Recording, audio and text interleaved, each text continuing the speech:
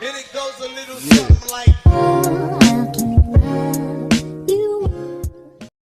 Hi, my name is AC Daisley from the beautiful island of Barbados. I am the writer of Drive Me Crazy and Breaking the Rules. Both of these titles are available on Amazon.com in both Kindle format as well as paperback format. You should check them out. So today I'm going to read from you an excerpt from my book Drive Me Crazy. Prologue, Barbados, 2 weeks earlier. Nick Wright poured himself some coffee as he took his seat at the breakfast table. Irritation poured off him in waves as he glared at Aaron and Stephen Callender. He had last seen the brothers 8 years ago at his father's wake. Nick remembered it all too well since it was the same night he had said goodbye to the little fishing port, Port Ferdinand, where he had been born and raised. Port Ferdinand was a small island just off Barbados, but it was so small that it hadn't even made it on the map. "How can I help you fellows?" he asked, not bothering with niceties when he felt as if he had been ambushed by the unexpected visit. The housekeeper hummed merrily as she shoveled eggs, bacons, and pancakes onto a serving tray, visibly happy to have the opportunity to show her cooking prowess, even if it was only breakfast. Nick didn't have people over, was hardly ever at home himself, preferring to immerse himself in work.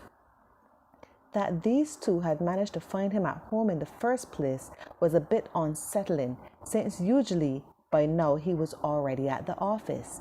Today in particular, Nick had done the unthinkable and overslept.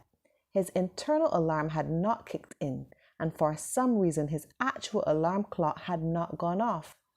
He took a large gulp of the hot brew, studying them as the strong black liquid burned a path down his throat to his gut.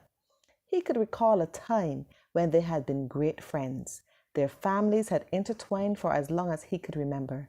They had lived in neighboring districts, went to the same school, belonged to the same clubs, even dated some of the same girls. He should have been happy to see them. Instead, their presence brought with them the crushing memory of the father he had fought so desperately to forget. "I presume there is a reason for this visit." He stared pointedly at his watch, impatience evident on his face. "It has to do with our sister Carla.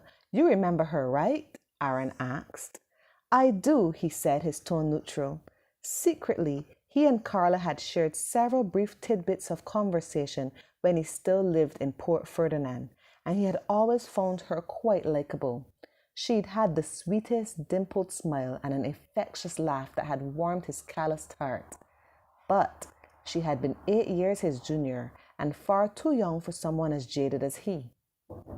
When her sexy curves started filling out her jeans as she blossomed into womanhood, he had known he needed to stay away from her. And he had, until that one night. The wake had been his uncle's idea. John Flint had reasoned that it would give Nick some closure as he shared and listened to others talk about his father. So far, Nick was certain of one thing, and that was that he was losing his mind. Along with the massive headache that showed no signs of abating, he was also most definitely hallucinating, for he had no doubt that his father's ghost was standing piously beside him, looking quite intent as people droned on in remembrance. His mother's grip on his arm tightened, and a wave of anguish washed over him.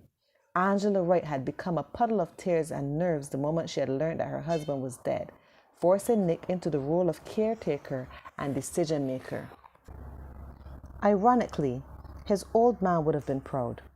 But for Michael Wright, pride in his son was a fleeting thing, and in death it would be no different since Nick was booked to leave Port Ferdinand come morning.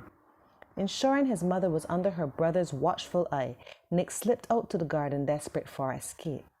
Guilt and pain battled inside him as he threaded the soft grass, seeking solace in the cool breeze of the black night. For all his strict guidance, in the end, Michael Wright had been too much of a coward to stand and face his problems instead of choosing suicide. He snorted in disgust. For his mother's sake, they had kept that secret in the family, but there was still a matter of his father's rather large debt to worry over. Sure, his uncle had promised to cover it, but Nick's conscience refused to sanction another man handling debt that was rightfully his. In a few years, with the small dinky town of Port Ferdinand behind him and his business soaring, he'd be able to pay his uncle back. The soft shuffle of footsteps caused Nick to swing around mid-thought.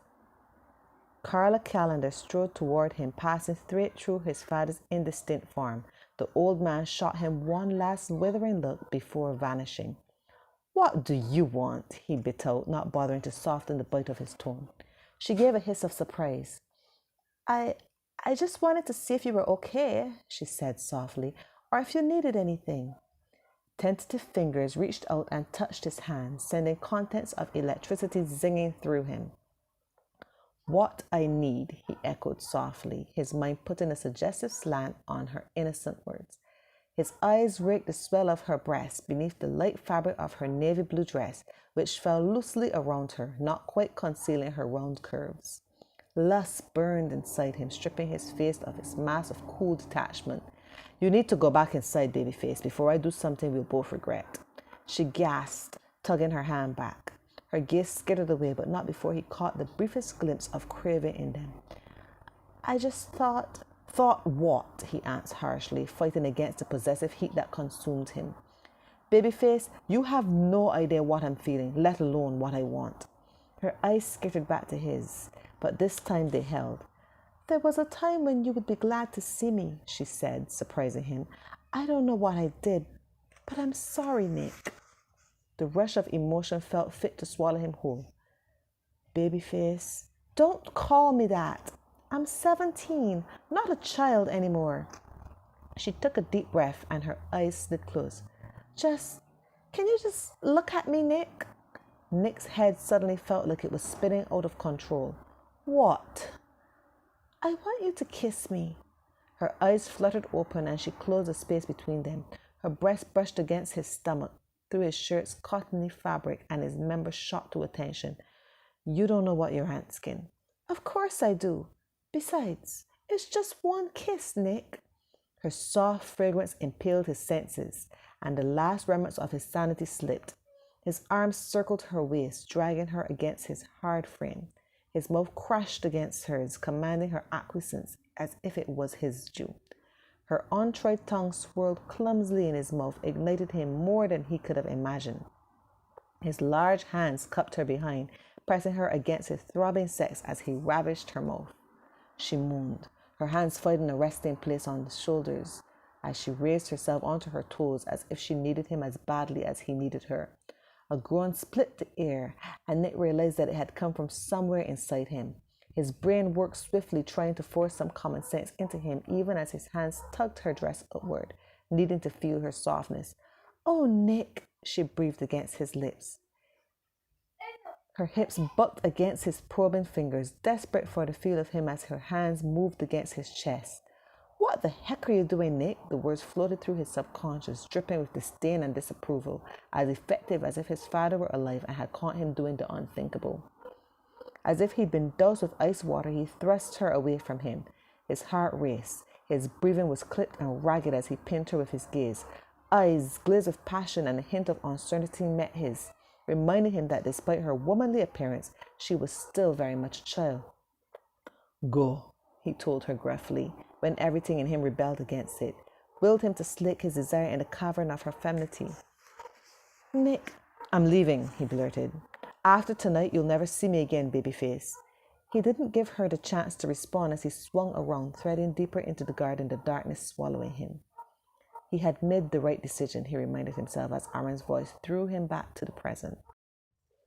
"The point is," he was saying, "with Dad gone, and with the mass of Dad's death left, Carla is in over her head. We thought that with your reputation for business and our past friendship that you might be willing to help us out. We thought we could put it to Carla that we've sold our shares, and Aaron and I will authorize you to conduct business on our behalf as you see fit. Maybe you could implement some new strategies and get some new clients, and we'll probably be back on track in no time," Stephen pitched in. Silently, Nick picked his mug up, contemplating them. It was what had happened to him replaying in Carla's life. Protection in its most primitive stage, rushed through him with alarming speed, startling him into total silence. It's crazy, we know, but Carla doesn't respond well to interference. And that's precisely what she'll think it is if we tell her we hired someone to boost the company profits, Aaron said earnestly. But if you own the majority of shares, she wouldn't have much of a choice. I mean, you're Nicholas Wright. Nick's lips kicked up, forming a wry smile. Over the years, he had forged his way into the business world with ruthless aggression, driven by the need to silence his father's negative voice in his head. He was proud that what he had started as a small marketing company was now a large conglomerate that governed several companies he had acquired. His reputation was notorious, not bad for a boy born and bred on a little speck of an island.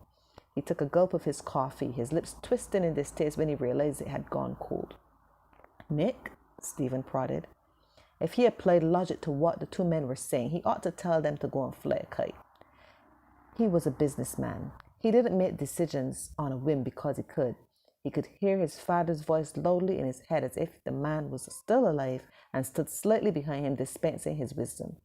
Yet none of the usual aversion that gripped him when he thought about Port Ferdinand was there. Only Carla and his driving desire to help her and to see her. Nick had never planned to return to Port Ferdinand, even to see his mother. She traveled twice a year to see him. Why come to me? Aaron's mouth fell open, immediately making it clear to Nick that he hadn't expected the question. Who else would we ask? It's not like we're asking for a freebie. We're willing to pay our commission once the company is back in the black, Stephen said quickly, trying to stir the conversation back under control. Just name your price. Nick raised a brow. What makes you think you can afford my rates? From everything you've said, it sounds like I'd be stepping right onto a battleground if I agree. Your sister will not be too pleased to find that she is now a minor shareholder in a company she's managed single-handedly while your dad was ill and then once he died. Does that mean you won't do it? Stephen asked. Nick blew out a long breath. I haven't given you an answer yet. We were friends once, Aaron blurted. At the very least, our families share a history that should mean something to you. Nick was silent for a moment, letting Carla's memory flood him. He had to help. He couldn't let her face what he had after his father's passing. And when he was done, the world would know who Carla Callender was. You're right, he said with quiet conviction. It does. That's the end of the prologue. Pick up a copy of Drive Me Crazy from Amazon.com. Again, it's available either in Kindle format or in paperback.